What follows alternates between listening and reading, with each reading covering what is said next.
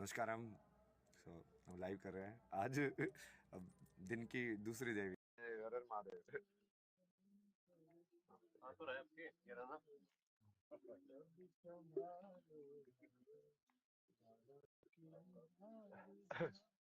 मैंने इनको रिक्वेस्ट भेजा ना, तो इनको आया होगा वो।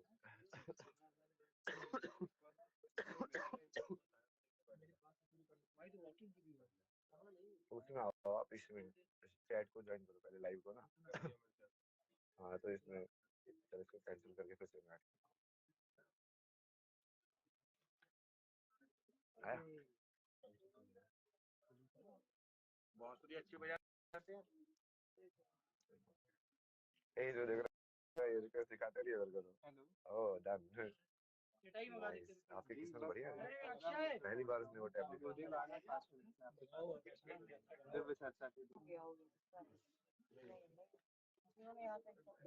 इसे छोड़ो ना, इसको छोड़ो। नहीं इसको ना ऐसे कर देता है बस। आईडी वाईडी बाद में देख लेंगे ना, छोड़ो। माया वाली चीज है ना, वही नहीं ले लो। हाँ हर हर महादेव। हर हर महादेव ऐसे करूँ क्या?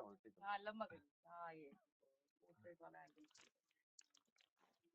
आप बताएंगे आपके अपने बारे में, आपकी जर्नी के बारे में। आप सबको मेरा नमस्कार।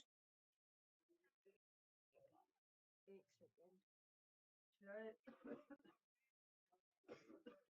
नहीं वो छोड़ो ना, छोड़ा चलिए। वो छोड़ो, उसका बहुत मुश्किल है वो नेट पे है। मेरा नाम डॉक्टर वैशाली जैन है। हम IIT, आपका वो वाला रियल नेम? अभय सिंह।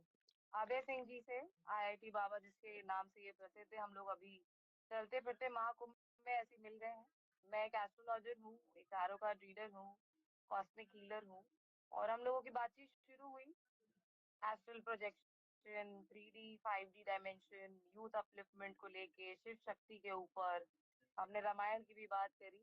तो अब आप आज मेरे शिविर में बैठे हैं। आप एक बार दिखाइए अभय जी, सब कुछ दिखाइए। हमारे ये यहाँ पे श्रद्धालु आसपास के सब इकट्ठे हो गए हैं। सब लोग, आप लोग इनको हाय करिए। हाय जनता जनता। अभी आप बेसिक जैसे आपने बताया ना, तो आप मेरे को जैसे दो लोगों के क्वेश्चन होते हैं ना, क्या ये टैरेट कार्ड एस्ट्रोलॉजी साइंस है, सूडो साइंस है, कैसी टाइम पास है? क्या जवाब देगा? देखिए, कोई भी अगर हम किसी भी विद्या की बात करते हैं, इवन अगर हम एक किताब में एक चैप्टर भी पढ़ते हैं, सारी बात होती है व्यक्ति उसमें किस तरीके से कॉन्सेंट्रेटेड है। आपका कॉन्सेंट्रेशन यानी आप एक मैथ्स का एक इक्वेशन है, आपके लिए वो एक सिंपल इक्वेशन हो सकता है, मेरे लिए एक पूरी साइंस हो सकती है, मुझे समझ ही नहीं आएगी। कार्ड एक क्या चीज है? टैरो कार्ड बेसिकली क्या है? एक सिंबल।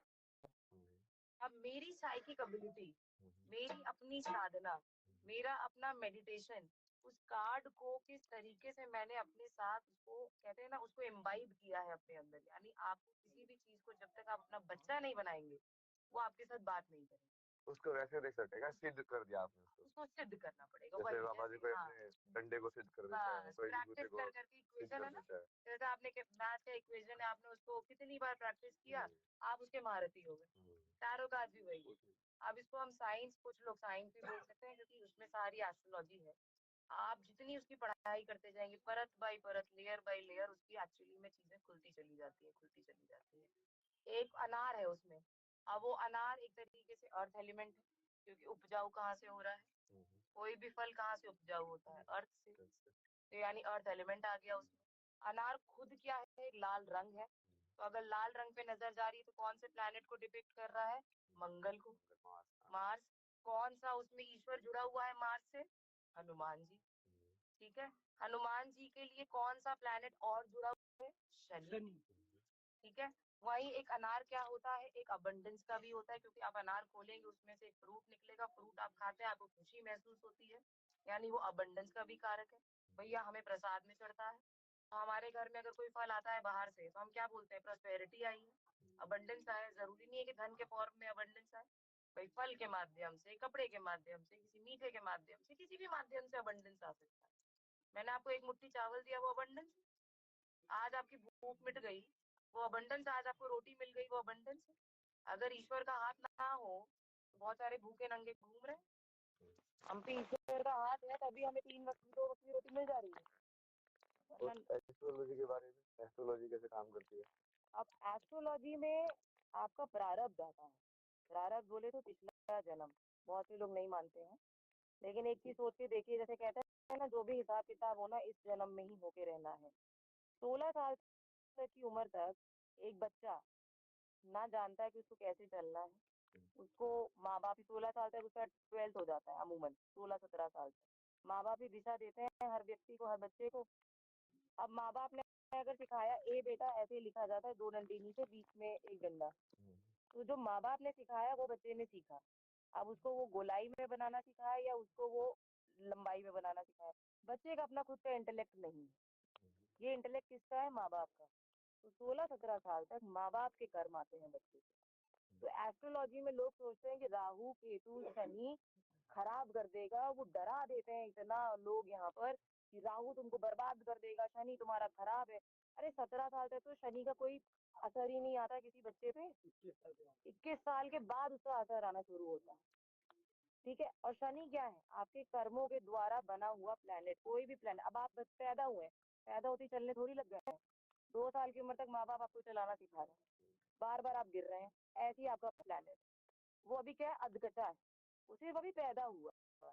आपके कर्म उसको अभी तराशेंगे, और जैसे आपके कर्म होंगे वैसे आपका प्लेनेट प्लस या माइनस होता जाएगा, और फिर उसका असर आप पे आना शुरू करता है।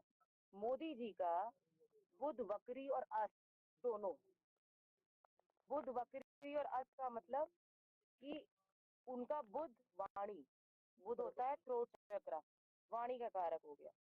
सूर्य के पास भी था, सूर्य के दूर भी था, तो वक्री भी हुआ, उल्टी चाल भी चला, अस्त भी हो गया। अब कभी कभी तो वो उनको बिल्कुल ही डाउन कर देगा, कभी कभी उनकी वाणी को बड़ा तेज कर देगा, लेकिन अगर वहीं वो योग मेडिटेशन करे, अपने थ्रोट चक्र को एक्टिवेटेड रखें, तो उनका बुध उनका कुछ नहीं बिगाड़ सकता। मेरा बुध वक्री और अस्त दोनों है, मेरी सबसे बड़ी ताकत मेरी वाणी है। ये प्लैनेट अगर किसी ने समझ लिया, वो उस प्लैनेट पे अपने एक्चुअली अपनी रूपरेखा बना सकता है। अगर मान लीजिए आपका होंगे भाव में, आप राहु द्वारा, जो राहु के द्वारा काम है, मशीनरी से रिलेटेड हो गया, काले रंग से रिलेटेड, ब्राउन अर्थ मटेरियल के रिलेटेड, ऐसा काम जहाँ पर दिमाग का प्रयोग ज्यादा होना, कंसल्टेंट बनिए। राहु के पास क्या दिमाग है, कंसल्टेंट बन जाइए, दिन दुगनी रात चौगनी, रंग से राजा बना देगा आपको। तो इसको क्या माने, क्या एस्ट्रोलॉजी लाइक प्रिडिक्शन कर सकती है तुम्हारी लाइफ की? गाइडेंस। गाइडेंस। हाँ, तो सड़क इसमें पे, क्लैरिटी जरूरी है ना, लोग भी सड़क बोलते हैं पे कि गड्ढे सब कुछ कहाँ निर्धारित है, तो फिर हम क्या करें भाई? नहीं, निर्धारित कुछ नहीं है। भगवत गीता में श्री कृष्ण कह गए कि बहुत सारे पन्ने तो मैंने ऐसी खाली छोड़ दी है कि जैसा कर्म आएगा वैसा मैं तुम्हारा उस पन्नों पे वो लिख दिया है, इंग्लिश में बोलेंगे एज यू विश, उन्होंने लिख दिया एज यू विश। अब एज यू विश में तो भैया हमें विश करना पड़ेगा ना कि क्या चाहिए हमें। बहुत सिंपल सी बात है। ग्रह चाल ये बताते हैं कि किस तरीके के काम करने से पिछला जन्म का कौन सा कर्म हम कितनी जल्दी पूरा कर सकते हैं। मैं जैसे पिछले जन्म के कुछ 60 साल के कर्म लेके पैदा हुई, मैं उस कारावास को 30 साल में भी पूरा कर सकती हूँ, 20 साल में भी पूरा कर सकती हूँ। एक तरीके से समझ लीजिए 14 साल का कारावास है। अब 14 साल में, अब 8 साल में भी बरी हो सकते हैं, 5 साल में भी हो सकते हैं, और नहीं तो आपकी हो सकता है कारावास बढ़ जाए तो 25 साल। तो वही है कि इसी जन्म में कर्म भोग के जाना, वो यही है। आप बिल्कुल ऐड करिए, बिल्कुल ऐड। नहीं नहीं, अभी वही से थोड़ा करते हैं ना, वो फिर वो अलग हो जाएगा, आवाज भी नहीं जाएगी ना उसके अंदर। आप बोलो, मैं उसको विस्तार करूँ। आप बताओ अपने पॉइंट। जैसे आपने अभी बोला एस्ट्रोलॉजी के बारे में बात करिए ना, ये अलग अलग चीजें, जो एस्ट्रोलॉजी होती है वो बच्चों पे डिपेंड गाइडेंस एंड करेक्शन। हाँ, ये भी वही बोली थी, एस्ट्रोलॉजी गाइडेंस के लिए यूज करनी चाहिए, वो प्रिडिक्शन और ये सब के लिए इतना, मतलब उसका इतना फायदा नहीं है। इट्स मोर अबाउट कि तुम्हारी एनर्जी किस टाइप की है, तो उसके लिए सूटेबल क्या, जैसे समझ जाएगा ना, जैसे कोई क्रिएटिव इंसान है तो क्रिएटिव इंडस्ट्री में होगा, तो उसको जब तुम एनर्जी हिसाब से देखोगे तो वैसी है कि उसकी टेंडेंसी इस टाइप की है, तो उसको इसी सेक्टर में जाएगा तो वो बढ़िया काम करेगा। वही चीज को समझने का नाम है। और अच्छा, मैं आपको एक बात और वीडियो एनर्जी, अब जैसे आपकी एनर्जी है, मान लीजिए आपने कहा कि मैंने आईआईटी की पढ़ाई करी, छोड़ दिया, लोग हमें बहुत सारे लोग बोलेंगे अरे मूर्ख है, मैं टाइम्स ऑफ इंडिया में थी, 10 साल कॉर्पोरेट किया, बीकॉम एमबीए हूँ मैं। आपकी जी के कई जन्म आपके पिछले होते हैं। मुझे कभी कभी कॉलिंग आती है मैं होटल इंडस्ट्री में चली जाऊँ, कभी कभी जो हमारा यूथ आज की डेट में सबसे ज्यादा भटक रहा है, उसको फैशन डिजाइनिंग भी करनी है, फिर माँ बाप कह रहे हैं डॉक्टर बन जाओ, एक तरफ उसको फोटोग्राफी करनी है, एक तरफ उसको लग रहा है कि मैं आज एक ट्रैवल एंथुजियास्ट बन जाऊं, फिर एक तरफ लग रहा है कि नहीं मुझे तो सब कुछ छोड़ छाड़ के वैरागी की तरफ जाना है। भटक रहा है असल मायनों में। और फिर वो जा रहा है कहाँ, एक साइकोलॉजी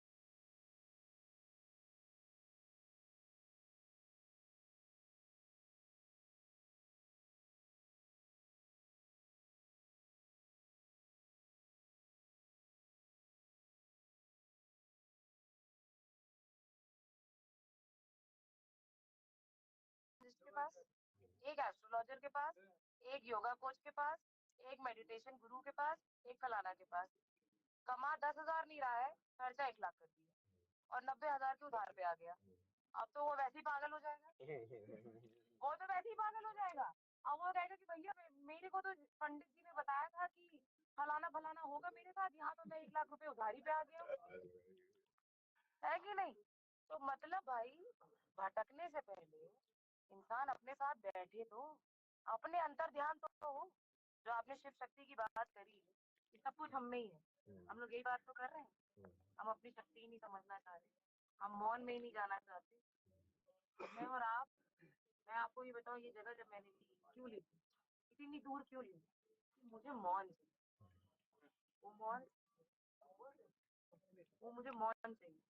जब तक आदमी मौन में नहीं जाएगा वो गिरेगा नहीं, उसके अंदर घबराहट जब तक पैदा नहीं होगी, उसको कैसे पता चलेगा कि मुझे कौन सा रास्ता लेना है। जब तक अंधेरे में नहीं पड़ेंगे, जब तक खाई में नहीं गिरेंगे, कैसे पता चलेगा कि कौन सी चीज पकड़ के ऊपर जाना है। और किताबें पढ़ के, आपने जैसे भैया ने कहा किताबें बहुत पढ़ी, आप किताबें लिखी थी, ओशो ने 300 किताबें लिखी है, वो किसका एक्सपीरियंस, ओशो का। वो मेरा तो एक्सपीरियंस अपना नहीं खुद है, का नहीं, वो तो आपका नहीं है, वो बुद्ध का वो एक्सपीरियंस बुद्ध का लिखे हैं। मतलब उन्होंने जज करी होगी अपने हिसाब से। अब मैं, आप ही बोलिएगा बोलिएगा। प्रोफेसर थे ना वो, ये नॉलेज वो थी ना उनको। अब मैं उनकी किताब से विजडम गेन कर सकती हूँ, लेकिन एक्सपीरियंस गेन नहीं कर सकती। क्योंकि उन्होंने वो लाइफ जी नहीं थी जी, कभी भी।